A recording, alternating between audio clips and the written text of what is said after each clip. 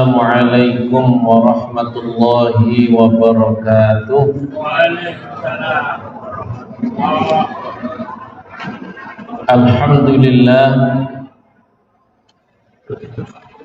Alhamdulillahilladzi akramana bi syahri Ramadan alladzi unzila fihi al-Qur'an hudan lin-nasi wa bayyinatin minal huda wal furqan. Asyhadu an la ilaha illallah wahdahu la syarika lah wa asyhadu anna sayyidana wa nabiyyana Muhammadan abduhu wa rasuluhu la nabiyya ba'dah. Allahumma salli ala sayyidina Muhammad wa ala alihi wa ashabihi wa man tabi'ahu bi ihsanin ila yaumiddin, amma ba'd. Jamaah sekalian Masjid Darul Muslimin yang dimuliakan Allah Subhanahu wa taala, malam hari ini kita tidak hentinya bersyukur kepada Allah Subhanahu wa taala atas karunia-Nya, nikmat yang Allah berikan kepada kita bisa melaksanakan ibadah Ramadan sampai dengan hari ini. Mudah-mudahan Allah berikan kekuatan kepada kita lahir dan batin untuk bisa menuntaskan sampai dengan akhir Ramadan, kemudian mendapatkan gelar Al-Muttaqin sebagaimana yang disebutkan di dalam Al-Quran. Tujuan daripada syariat puasa ini adalah untuk membentuk pribadi yang bertakwa. Jamaah sekalian yang dimuliakan Allah Subhanahu wa taala, salah satu di antara keistimewaan Ramadan bahwa di bulan Ramadan ini Allah turunkan Al-Quran. Syahrul Ramadan alladzi unzila fihi al-Quran. Bulan diturunkannya Al-Quran. Kita tahu bersama bahwa Al-Quran adalah kitabun mubarak, kitab suci yang diberkahi Allah. Ramadan syahrun mubarak. Ramadan adalah bulan yang diberkahi. Oleh karenanya, kalau kita berhasil memanfaatkan waktu-waktu Ramadan dengan Al-Quran, otomatis kita akan mendapatkan lipatan keberkahan. Ada ekstra berkah dari Ramadan ini, salah satunya dengan ibadah yang kita lakukan, yaitu melalui Al-Quranul Karim. Jemaah sekalian yang dimuliakan Allah Subhanahu wa taala, pola interaksi kita dengan Al-Quran ada banyak tahapan.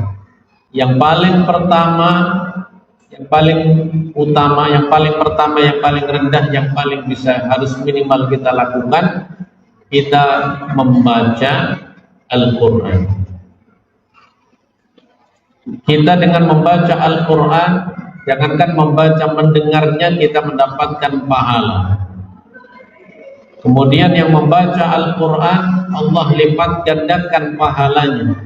Satu huruf Allah berikan 10 pahala, 10 kebaikan. Sehingga dengan Al-Quran kita dapat banyak pahala dari Allah Subhanahu wa ta'ala. Apalagi kalau kita punya target khatam Al-Quran selama Ramadan, bisa 1 kali, bisa 2 kali, bisa 3 kali atau lebih, sesuai dengan kemampuan masing-masing.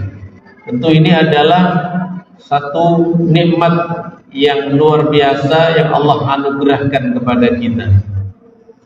Tahapan berikutnya, pola interaksi kita dengan Al-Quran adalah bagaimana kita bisa mengetahui maknanya. Jadi kalau kita membaca Al-Quran, belajar Al-Quran kita tingkatkan minimal pelan-pelan untuk membaca maknanya, membaca artinya. Alhamdulillah kalau di sini juga ada pengajian rutin membahas tentang tafsir Al-Quran. Ini salah satu di antara pola interaksi kita dengan Al-Quran. Kemudian tahapan yang berikutnya, ya, kita menampung hafalan Al-Quran. Sedikit demi sedikit kita menambah hafalan Al-Quran. Paling minimal cukup menjadi bekal kita menjadi imam. Kalau laki-laki minimal bisa imam di dalam keluarganya. Sehingga ini atau bekal kita bagi orang tua baik laki-laki maupun perempuan, mengajarkan anaknya untuk membaca Al-Quran. Paling minimal kita bisa mengajarkan suratul Fatihah kepada anak kita. Kita harusnya cemburu, jangan sampai belajar Al-Fatihah diserahkan kepada guru ngajinya. Karena Al-Fatihah ini adalah ayat surat yang selalu dibaca oleh anak kita sepanjang hidupnya ketika dia melaksanakan sholat.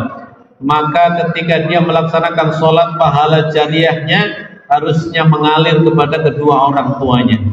Oleh karenanya menjadi kebutuhan kita bagi orang tua bisa mengajarkan paling minimal suratul Fatihah. Oleh karenanya tidak merasa cukup kita bisa Al-Quran terus kita semangati, terus menambah semangat, tidak mengenal usia untuk terus belajar Al-Quran. Alhamdulillah di masjid ini juga banyak ada peserta yang ikut belajar Al-Quran di masjid ini, dan usianya juga usia sudah bapak-bapak. Alhamdulillah kita mengapresiasi dari Ustadz guru kita Ustadz Syarifuddin dan para pengurus DKM yang lain. Ini mudah-mudahan terus menyemangati kita, fasilitas kita tidak kekurangan untuk bisa mencari tempat belajar Al-Quran. Tahapan berikutnya yang perlu kita lakukan sebagai pola interaksi kita dengan Al-Quran adalah yaitu kita mengetahui, mengamalkan. Setelah kita mengetahui makna kandungan isi Al-Quran, kita bertahap perlahan untuk mengamalkan isi kandungan Al-Quran. Di dalam Al-Quran banyak ada kisah-kisah, ada sejarah Rasulullah Sallallahu Alaihi Wasallam, bagaimana Rasulullah membawa misi Islam ini, kemudian Islam sampai kepada kita. Tentu di situ penuh dengan pendidikan, penuh dengan inspirasi, yang itu kita jadikan sebagai pedoman. Makanya Al-Quran itu adalah juga termasuk akhlak Rasulullah Sallallahu Alaihi Wasallam, sebagaimana yang diceritakan oleh Sayyidah Aisyah, istri Rasulullah Sallallahu Alaihi Wasallam. Manakala ada sahabat yang datang bertanya, kaifa kana khuluqun Nabi, bagaimana si akhlak Nabi Muhammad? Kana khuluquhu Al-Quran, akhlaknya Nabi Muhammad itu adalah Al-Quran. Tahapan berikutnya yang terakhir yang perlu kita lakukan interaksi kita dengan Al-Quran adalah dengan mendakwahkan Al-Quran. Kita yang sudah bisa membaca Al-Quran, kemudian sudah menampung hafalannya, mengetahui isi kandungannya, perlahan kita mengamalkannya, kemudian kita mendakwahkannya, mengajarkannya kembali, mengajak orang lain untuk nikmat-nikmat dengan Al-Quran, mengajak orang lain untuk tadarus Al-Quran, mengetahui, belajar makna isi kandungan Al-Quran, bersama-sama untuk mengamalkan isi kandungan Al-Quran dengan mengadakan kegiatan-kegiatan bersama dengan adik-adik remaja masjid, bersama dengan seluruh jamaah. Insyaallah semua ini sudah kita lakukan. Mudah-mudahan semakin banyak yang berminat, semakin banyak yang tertarik untuk mendekatkan diri kepada Allah melalui Al-Quran. Insyaallah kalau sibuk kita dengan Al-Quran, sampai-sampai seandainya tidak sempat kita berdoa, pasti Allah akan memberikan tanpa harus kita minta, karena kita sibuk dengan Al-Quran. Allah akan berikan yang terbaik yang pernah diminta oleh orang-orang yang minta, yang berdoa kepada Allah, sebagaimana yang disabdakan oleh baginda Nabi Muhammad sallallahu alaihi wasallam, man syaghalahul Qur'an an mas'alati a'taituhu khairu ma u'tis sa'ilin. Siapa yang sibuk dengan Al-Quran sampai-sampai tidak sempat berdoa kepadaku, maka aku akan berikan dia, aku akan kasih dia, dikasih oleh Allah yang terbaik dari apa yang diminta oleh orang-orang yang berdoa. Jadi orang lain yang berdoa, kita yang dapat. Inilah salah satu di antara keistimewaan Al-Quran. Mudah-mudahan di bulan Ramadan ini kita lebih dekat lagi, lebih istimewa lagi hubungan kita, interaksi kita dengan Al-Quran. Aku qouli hadza wa astaghfirullah li wa lakum. Assalamualaikum warahmatullahi wabarakatuh.